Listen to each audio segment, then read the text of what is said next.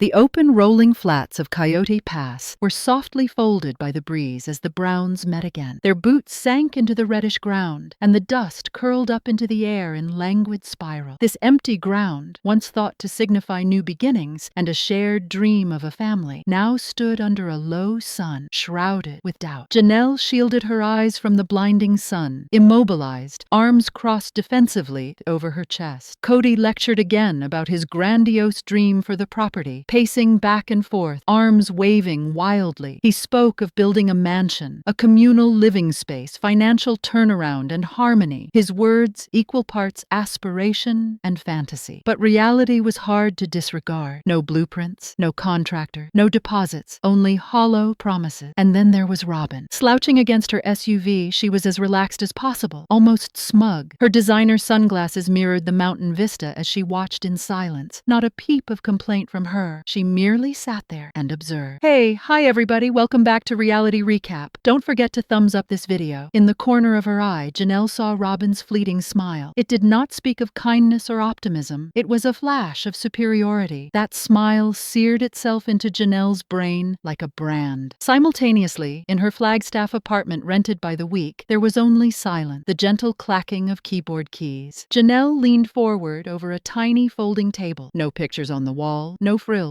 only a bright laptop screen, one folding chair, and stacks of documents. The digits on her 401k glared back at her. She scrolled steadily, line after line, early withdrawal, taxable penalties, and contributions deducted. It broke her heart. All those years working in a number of different fields, moonlighting for LuLaRoe, saving that nest egg. It all came tumbling down. She had dipped into that nest egg to cover mortgage shortfall, property taxes, and utility bill, keeping Robyn's home warm and lit. Janelle had dreamed it would all work out, that they'd all live there together one day, watching their grandbabies play beneath trees they planted. But the reality had spoken otherwise. Robyn's real home was opulent, designer design, entirely built. That shared dream? It had crumbled like a sandcastle in the wind. Janelle lowered her head into her hands and shut down her laptop. The pain in her chest finally died, and she cried, not over the money, but over trusting people, over the betrayal that she had endured for so long. In her spotless kitchen, Robyn held up her neatly trimmed hand and said outright, "Look, I didn't tell her to put her 401k in. She wanted to contribute. That was her choice." Kody stood by her side, arms on the counter, expression bland. He didn't utter a word. No defense, no support for Janelle. Robyn's voice stiffened. She knew the dangers. We all did. Kody told her that the land wasn't prepared, that we needed to wait. She poured a glass of wine. If she didn't want to be part of the family scheme, she should have spoken out sooner, she said after a moment, hardly above a whisper. And the smile again appeared, the same complacent smile. In Utah, Christine sat on the couch with a pillow folded in her arm. Her fists were clenched. "I recall when Janelle informed me," she whispered, her voice becoming husky with anger. "She said she spent virtually all of her retirement funds because her family required it. She believed in Kody, in us." Christine leaned in. Robyn, however, kept shopping. She had help with the children, a maid, daily Amazon deliveries on the porch. And Janelle? She parked in an RV. Christine's voice rose in intensity as she addressed the camera directly. "It was theft, plain and simple, but nobody wants to say it. They treated her loyalty like a personal bank account." Then the videos began surfacing. Fans, detectives, and former fans began connecting the dots. They uncovered old episodes where Robyn dodged financial questions. Kody looking away when money came up. Janelle going along silently with tapping into her money for paying the bill. TikTokers began building timelines. YouTubers started posting expose videos. Leaked Instagram DMs surfaced. Messages exchanged between Robyn's former friends and ex-colleagues. In mere 12 hours, a Reddit post named Janelle lost her future. Robyn took it all, had crossed 25,000 upvotes. The web had delivered its judgment, and it wasn't reluctant. In a raw, unfiltered Instagram live, Mary glared directly at the camera. She spoke sharply as she clarified, "I don't like to be involved with all of this, but I was present when Janelle signed those papers for the finances. I was in the room. I know what she gave up." There was a slight shake in Mary's voice, and Robyn knew it too. While Janelle was pleading for help, Robyn stood in her kitchen, smiling. While the rest of them were yearning for love, fairness, and some kind of acknowledgement, Robyn had already gotten everything she ever wanted. Then Mary's voice cut like a blade. "I saw that grin. That was it for me. That smile was the turning point." Weeks passed before Janelle finally snapped in a producer confessional. "My 401k is completely drained. There's nothing there. I'm rebuilding now at age 50 because I invested in a a fantasy that was never mine to have. She didn't scream, she didn't cry, but her voice was strong, like a knife cutting through all lies. They can spin it on their own terms, she went on. But Robyn saw me blowing my future, and all she ever did was smile. It was getting dark. Robyn stood at the window of her Flagstaff mansion, wine glass clutched in her hand, hair expertly curled. The house was silent, quiet. She looked out over the empty fields of Coyote Pass, nothing at all except empty promises laid out over dry land. No house, no family sign. She shook her head, and for an instant she smiled again. The same smile, the one that broke it all. Aspen and Mykelti had never acknowledged the family's financial struggles in public, but since Janelle's confession was aired, something changed. The silence became stifling, the wrath too bitter to swallow. So they did speak out. Aspen's voice was gentle but full of rage. My mom got out, but she was part of the few who actually saw what was being done to Janelle. To pay bills, Mykelti chimed in. She drained her own future, and Robyn knew. She knew. Don't be fooled by that quiet voice, she continued. She's always 10 steps ahead. They explained how Robyn would be wishy-washy at family gathering, but after she had talked things over with Kody in private, somehow, some way, everything always, magically, went her way. She'd pretend to be stupid, even cry, Aspen said. But in the end, she got what she wanted, every single time. And now, online, it exploded. The podcast clips, the video clips, viral. For years, fans had suspected the worst. Now the daughters were confirming it, and they had the receipts. Producers received photocopied pictures, signed statements of withdrawal, financial accounts, early 401k distributions, all leading back to Janelle. They were forwarded anonymously. The figures were staggering. Over 120,000 withdrawn in the course of the Flagstaff move and Coyote Pass initial payment phases within 2 years. One report indicated that Janelle also spent money paying property taxes on all 4 parcels of land, none of which were hers alone. In the same folder, Robyn's home refinance document. But that equity from that refinance never saw it go into the family pool. Rather, it was hidden away into a private trust belonging to Robyn and Kody. Black and white, no gray area. Janelle had opened up her future. Robyn had locked in her own. Alone again, in the renewed privacy of her tiny apartment, Janelle sat scanning once more. This time, she was not scanning over her own spreadsheets. She was examining the papers the producers presented to her. Her fingers trembled as she thumbed through the pages. Kody's autograph, Robyn's faith name. The chronology mirrored precisely when her own funds had been stolen. The hollowness in her stomach turned knife sharp. Unity was never the goal, she panted. It was a funnel. Everything had been headed one way. One resident, one woman, one destiny. And it wasn't hers. In a house in Utah where it was still, Christine, Mary, and Janelle gathered in private. There was an electric tension in the air. They had all received the papers. They had all read the small print. Mary hesitated to speak. "This is financial manipulation," she said, "and it could be something worse." Christine had seen a lawyer briefly once. The lawyer said cautiously, but unmistakably, there could be a case if money was spent in the interest of shared possessions that were never shared. The window upon which Janelle stared evoked memories of years spent believing Robyn's tears and Kody's smile. She finally confronted them both and spoke firmly. "I'm not suing for the money. I just want the record to show the truth." For the first time, Robyn's constant smile faltered as producers inquired about the documents. "I didn't," she hesitated. "I don't handle any trusts. Kody does all that." But there it was. Her signature, her name, her notary stamp. Kody jumped in to defend. "This is a smear campaign," he snarled. "They're bitter. They walked away. Now they want to destroy everything we've built." Producers reacted steadily. "But Janelle gave you money. Money she believed was being invested in you, in all of you." Kody's face darkened. "She gave it voluntarily. Nobody threatened her." But makers remembered the scenes buried in the vaults, clips from a nervous sit-down where Kody had repeatedly coaxed Janelle into joining. Now, they appeared cruel in hindsight. Social media was again in overdrive. Robyn knew and had justice. For Janelle trended on Twitter and TikTok. Influencers dissected each frame Robyn ever posted, recognizing weaponized tears, emotional manipulation, and calculated helplessness. A YouTube finance guru, unrelated to the show, made a video titled "How Robyn Brown Financially Isolated the Sister Wives," a deep dive. It hit over 2 million views in 48 hours. Fans criticized TLC. Comment sections were transformed into battlegrounds. Fans who once empathized with Robyn turned on her. She used Christine as emotional cover and Janelle as financial backup, went one viral comment. And now she wants to play the victim? Weeks later, Robyn was spotted again, this time in an uncut video taken in her lavish living room, holding a tissue in her hand. In tears, she asserted, "This has gone too too far. People are twisting the facts. They don't know what really happened. She wept, but the papers lied not. She wasn't crying over Janelle's death. She was watching her house of cards crumble. That's what broke her. Now, a resident of a Utah townhouse not far from Christine, Janelle sat silently on her own porch and left a message for her supporters. Her weary eyes now danced with soft flames. "Too long I've been quiet," she said. "What I lived through was not only monetary, it was emotional. It was spiritual. I sold my retirement for a dream we all thought in." She hesitated, then smiled, not bitter, but firm. "But it turns out that dream had gatekeepers. I'm starting over," she said. "And this time, the future I'm building belongs to me." Christine and Mary joined her. The final scene wasn't dramatic. It wasn't loud. In Christine's backyard, the three women, Mary, Janelle, and Christine, sat together by a fire pit, laughing, glasses of wine in hand, roasting marshmallows, smiling with the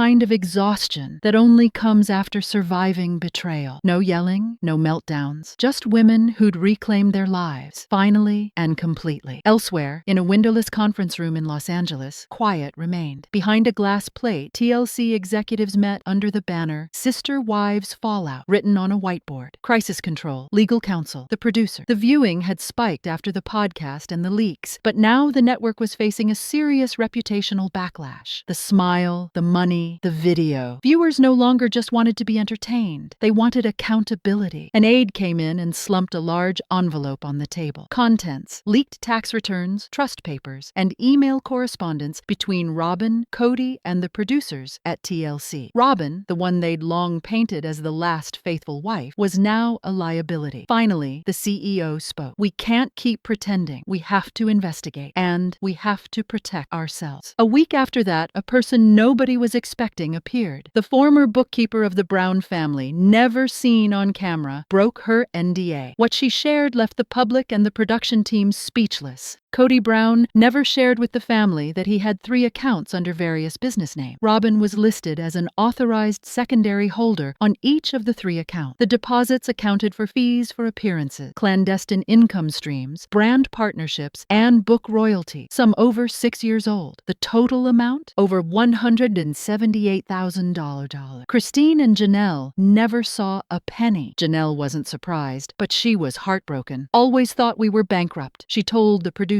bluntly. "Now I see why. We were not broke. I was just the only one who was putting in to keep everyone else afloat." Their hands trembled as they signed, but their resolve did not. Christine and Janelle formally retained a financial fraud attorney who resides in Salt Lake City. Step 1, a forensic analysis of the family's finances throughout Flagstaff years. Step 2, a formal claim for restitution. "This isn't revenge," Christine said to reporters. "It's restoration. It's the truth, and it's about ending a decade of gaslighting." Cameras were not allowed inside the lawyer's office, but one unnamed producer made a single pointed comment from that session. Robyn knew about the shell company. She signed for the card. Then, to everyone's surprise, a tabloid procured a voicemail left on Mary's personal phone. She didn't beat around the bush. "I saw the receipts. I watched Kody beg Janelle for a short-term loan he swore he would repay once the book deal came through. That was in 2019. Robyn squirreled away the cash in her closet. Literally. Robyn's past business ventures, such as her now defunct My Sister Wife's Closet website, all of a sudden found themselves under a microscope. No products were ever shipped. Reimbursed canceled orders were never paid back. Fans did the math. To support Robyn's dream Etsy shop, one tweeted, they depleted Janelle's 401k. "I'm sick." TLC requested a damage control session with Kody and Robyn, but nothing in that interview was going according to plan. Kody flipped on set. "This is my family. You people are killing me just to boost rating." Robyn, sobs streaming down her face, maintained the producers had turned against her and everyone else. A seasoned producer leaned in, respectfully inserting a folder onto the table between them. The trust agreements, account statements, audio clips, screen captures. "You did this," the producer whispered. "All we did was let the cameras roll." That Sunday, TLC deviated from tradition. Instead of New Sister Wives, the network broadcast a black screen with the voiceover. In accordance with recent financial revelations and grievances by family members, TLC has initiated a formal internal probe into Kody and Robyn Brown's financial transactions. "We stand for transparency, accountability, and cast safety. Production will resume under full legal examination. No theme music, no flashbacks, silence, fading to black." For the first time in TLC history ever, they were looking looking inward. The following week, paparazzi caught up with Robyn exiting a Flagstaff courthouse. Her shoulders were slumped, bun of unkempt hair, no Kody, no film crew, no mascara smudged down her face in shambles. And for the first time in years, she didn't sneer when she looked straight into the camera. Janelle and Christine had stolen the power back. The final scene was filmed on the porch of a serene southern Utah women's retreat center. No fancy setup, no confession lighting. Two women, Christine and Janelle, simply sitting together. They hadn't meant to record anything, but something special was happening. Before a small group of women, Janelle stood and addressed them with a calm smile. "Welcome to the first meeting of our financial independence circle. Let's rebuild together." Applause followed. Christine held Janelle's hand gently. They had lost so much, but they had gained something much better. They were finally free. And there's more. Sister Wives' Janelle Brown is officially moving on. She married Kody Brown in 1993, but the two broke up in 2022. After the breakup, Janelle shifted her focus to individual goals, obtaining new jobs in agriculture and spending more time with her kids. She embarked on a path of rediscovery, intent on leaving the agony behind and claiming full command of her future. During season 19 of Sister Wives, the sorrow was compounded when Janelle lost her son, Garrison Brown, in March 2024. She had, for years, made a genuine effort to remain in good standing with both Kody and Robyn, accorded them the benefit of the doubt, being congenial and trying to maintain some semblance of unity. But in season 19, things shifted. Janelle finally knew what she'd intuitively felt all along. Sincerely and truthfully, she made it clear that she had no interest in any form of relationship with them. "I don't like them," she matter-of-factly said in the season. In a sit-down interview with Suki Krishnan, she put it bluntly. She had no intention of maintaining even a friendship with Kody or Robyn. When she pressed her again, inquiring, "What is it about them that you don't like?" Janelle did not hesitate. She told her she simply did not wish to be around them. "I do not like them in that setting," she elaborated, making it clear there was nothing further to debate. The aversion was authentic and unadorned. Social media followers admired Janelle for being so candid. Instead of sugarcoating her feelings with politeness, she was candid, and the more people appreciated her for it. In 2025, Janelle is planning ahead for what counts most: family, friends, and new endeavor. She often shares snippets about her new life on social media, thanking everyone for supporting her as she moves into this new chapter. Recently, she posted photos from her birthday trip with friends. "When you've got friends who show up ready to bring the laughs," she wrote, beaming with appreciation for both old and new friendship. Janelle now lives in North Carolina, close to her daughter Madison Brush. She loves spending time with Madison and proudly celebrated her birthday by praising her as the best wife, mom, daughter, and businesswoman. In 2024, Madison, Janelle, and her son-in-law Caleb Brush began a new business enterprise together, Tata Farm. Janelle worked hard for 6 months to build the business with her family. It's not a job switch. It has given her a new purpose, stability, and sense of belonging. This new page brings her closer to those who inspire her and to give back the support that formerly supported her through a few of life's darkest moments. During a private visit to Flagstaff, Arizona in April of 2025, Janelle visited with friends of the past. She posted happy photos of herself smiling and laughing with old friends, Christine and Angela. "Thinking tonight about how incredible it is to have real friends," Janelle posted. It was a sweet moment of gratitude for the value of friendship. She remembered when she used to juggle a full-time job and parenting, turning to co-workers and family members for friendship. "Those are the very same people," she said, "who are now among the most important to her life today." She talked about her visit to Flagstaff as being one of the highlights of her life. She giggled with great food and some wonderful rounds of a goofy game that left everyone laughing. Today, she surrounds herself with people who create peace, joy, and honesty in her life, and that is precisely why she wouldn't want to spend time with Kody and Robyn. Janelle values honesty, and what that means is choosing relationships that support her, not drain her life. She did that last week with a low-key night with dear friends in North Carolina. The joy on her face was evident in the pictures her friend April Rain shared. Janelle looked relaxed, joyful, and full of real love. She's done the right thing to get her life free of toxic relationships. It's only natural that she no longer wants to stay close to Kody and Robyn. They don't take up space in her heart anymore. Janelle is now investing her energy into healthy friendships, newly restored relationships, and the family that she still continues to care about. She's protecting her peace and not going to be vulnerable with people who never made them feel like they truly care. Janelle Brown is choosing to surround herself with individuals who've stood by her in good times and bad, those who were around her last time and are still around her now. Sister Wives patriarch Kody Brown, however, has surprised fans once again, this time by attempting to renew a relationship with somebody completely unexpected: David Woolley, Christine's new spouse. As one is aware, Kody and his third wife, Christine, had 6 kids from their long polygamous marriage. In 2023, however, Christine opted to call a halt to that and seek something genuine. She found love with David, and the two wedded in October of the same year. David, renowned for his fierce disapproval of Kody's manipulative relationship style, has been a welcome respite for Christine. However, in a shocking turn that no one could have seen coming, Kody offered up a guys trip with David in season 19, saying he truly enjoyed David and wanted to take him on a road trip and mend past wounds and possibly develop a cordial relationship. Christine visibly flinched at the idea.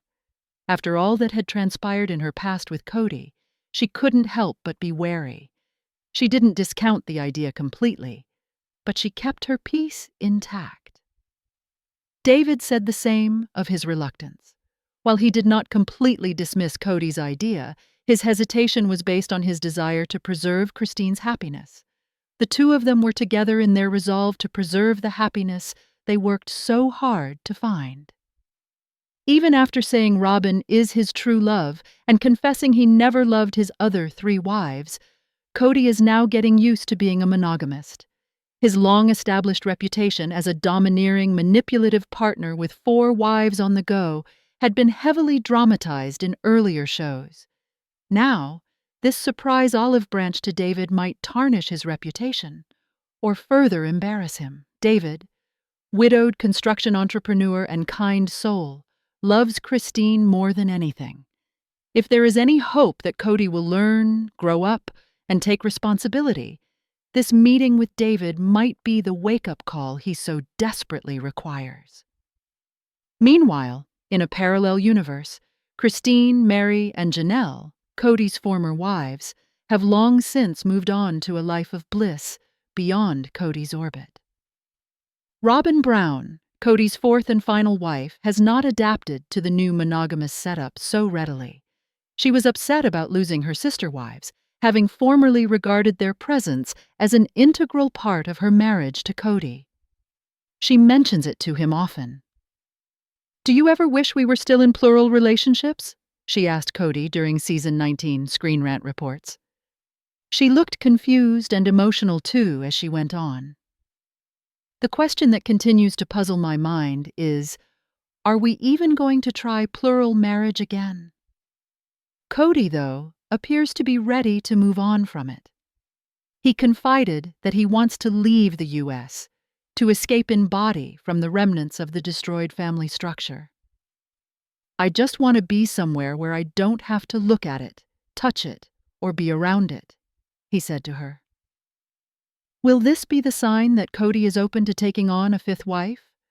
Or is this the final retreat of the man who created the world he now wishes to escape? Let us know in the comments. And don't forget to subscribe to our channel for additional Sister Wives news like this one. Thanks for watching.